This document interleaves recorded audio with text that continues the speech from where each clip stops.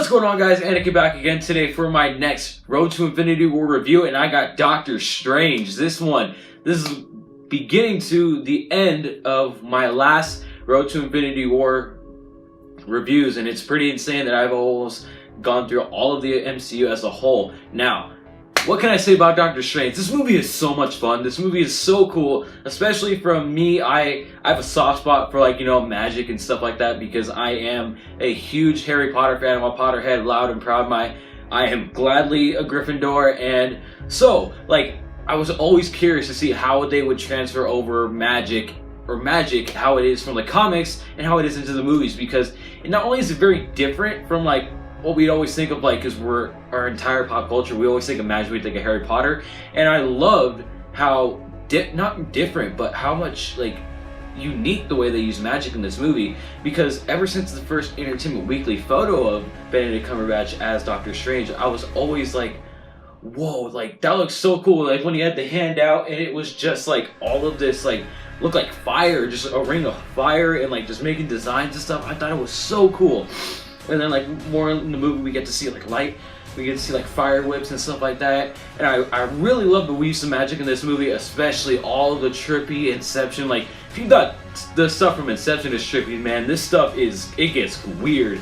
And this is what the beauty of this movie is, in that all of the visual effects are amazing, and everything, visually is stunning, and all the fight scenes are great. And seeing bodies, buildings fold in on themselves, and see all this craziness happen on screen. But my favorite part of this movie is its cast, because I think this is, I think this is the best cast movie in the entire MCU. Now, I'm not talking about who embodies their characters the most. I'm talking as far as talent. Yes, Robert Downey Jr. is Tony Stark, Chris Evans is Steve Rogers, but if you're talking on pure talent alone, Benedict Cumberbatch, known for Khan, for Sherlock of all people, he is one of the best actors ever. He is one of the greatest, hands down, of all time. And he's actually, the reason why I actually watched Sherlock was because in preparation for this movie, and I turned out to be a huge Sherlock fan. And then switching over, we have Chiwetel Ejiofor, again, one of the most talented and just emotionally endearing actors of this entire generation. Tilda Swinton, oh my god, dude, she's Tilda Swinton. Do I need to explain anymore? Rachel McAdams is this in the movie too. You're hearing this and you're like, this can actually be in one movie, and it is, and all these actors and these characters are so endearing. And what I love the most about Doctor Strange is, coincidentally, Benedict Cumberbatch as Doctor Strange. I love him. I love the way he was able to embody this character. I love how that it seemed really easy. I'm not saying that Benedict Cumberbatch is a bad guy. I know that he has to probably be a really good guy because of how sweet he always is, and the fact that he can do an amazing Chewbacca impression. But the fact that switching over from Sherlock, which I love, and to see how much of even worse of just a jerk he is to everybody in this movie from the first 20 minutes, it's so great because you get to really believe that, wow, he's even worse than Tony Stark, he's more arrogant. And I love that this movie shows that he still has the same mentality, but by the end of it, he realizes that it's not all about him. And that's another thing that I love, that this movie has a really good message, and at the end of it, it's when the H1's about to die, she's like, it's not about you. And I love that we're starting to see more themes of superhero movies, that it's not as complicated as it usually was, where we all have to come together and fight one cause. It's with Logan, it's all about being a father, being a being someone who can care for others, and being the hero in that way. And this one, it's having their own hero's journey, but to really figure out that saving people isn't for the good of yourself. It's for saving other people, just to save people, and I love that.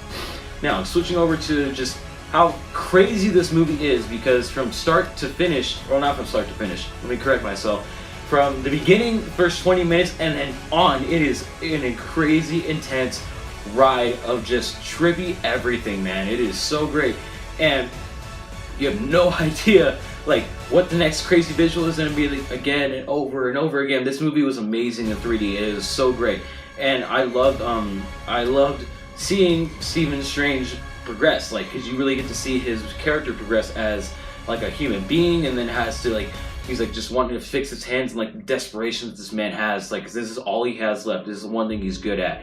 And then like feeling and seeing him get torn down. You know me, I love seeing my heroes get torn down to like their bare bones, and then like having to forget everything he thinks he knows, and then learning, and then becoming like a magic prodigy, like so great. And then like him just at like the midpoint of the movie just thrust in, and he's just thrown in there, and he's just great, and he's like having to learn how to be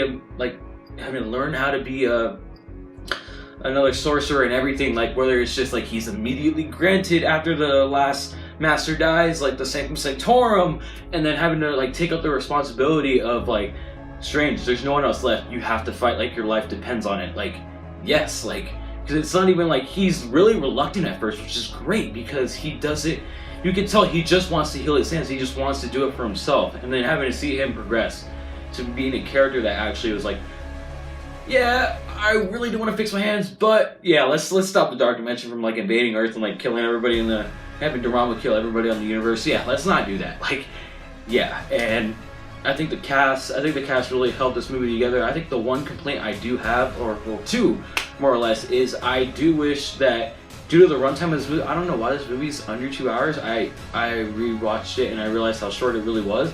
But I remember really wanting more of training, really, because I feel like the first part of the movie is so, like, it's not slow, but it's really character building for Steven, and it's all about, like, his life before, and then him being able to become, like, you see how he became this way, and then having to surrender everything that he has to Kamar-Taj. And then I feel like you get a quick training montage, kinda, of him learning, like, magic and stuff, and then, like, the rest from that movie on, it's just an entire ride, like right up until when he does the thing with the time stone, and then like, and he's like, everyone starts yelling at him, and then boom, like it just like plot like further on and smash through the door. It's like, oh yeah, we have a movie to get to, like boom, everyone go and start fighting and everything. Like it just goes on for like a ride, and we're like, and I'm like, whoa, like this is fun, like I love this, but I feel like I wanted a little bit more of him like training to see how he got to be this way. And like the directors and like actors like kind of explain like how he's so good at magic and stuff like that. Like he's a prodigy or whatever, photographic memory, like being trapped in the Dark Dimension. He had a lot of time to master like how to defend himself from Dormammu. And I just feel like that's the one complaint I have, is that it starts out really well paced, and then it just boom, and it's just a full like action ride until the end, like, which is not a bad thing. Like it's not a bad thing at all. I really like it. It's just like I wish there was just a little bit more. Like I wish this movie was maybe like 2:15, maybe even 2:10, like to give us like just a little bit more, like maybe 8 or 9 minutes more of him like learning, and you get to really see him become like a more of a sorcerer. Like it's a really minor nitpick, and a lot of people, this movie, as great as it is, I just like I like seeing a little bit more character, like, and that's just me. Like I'm not gonna really dog this movie that much. I really love this movie. I think this is one of the trippiest movies I've ever seen, and that's being Doctor Strange. It should, and it really made me believe that not only can magic exist, but other dimensions, and I love that they introduce other dimensions in this movie. It's great. But all in all, I really love Doctor Strange. I think this is definitely one of the best solo movies, again, along with, I think I put it up there, like higher up in the end. I think I like it a little bit more than Iron Man 2.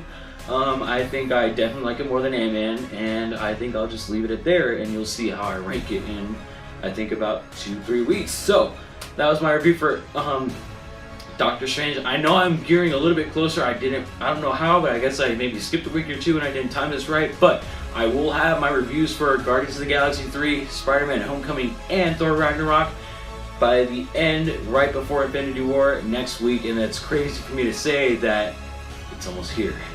Like seriously, every time I look at my calendar or my phone, like I freak out. Like it's that close. I'm like, oh my god. But it's coming. I am hopefully gonna bring an end to my series, and I'm so happy. And just the fact that this entire cinematic universe is finally coming to a close in a few days makes me so happy. See you guys next time.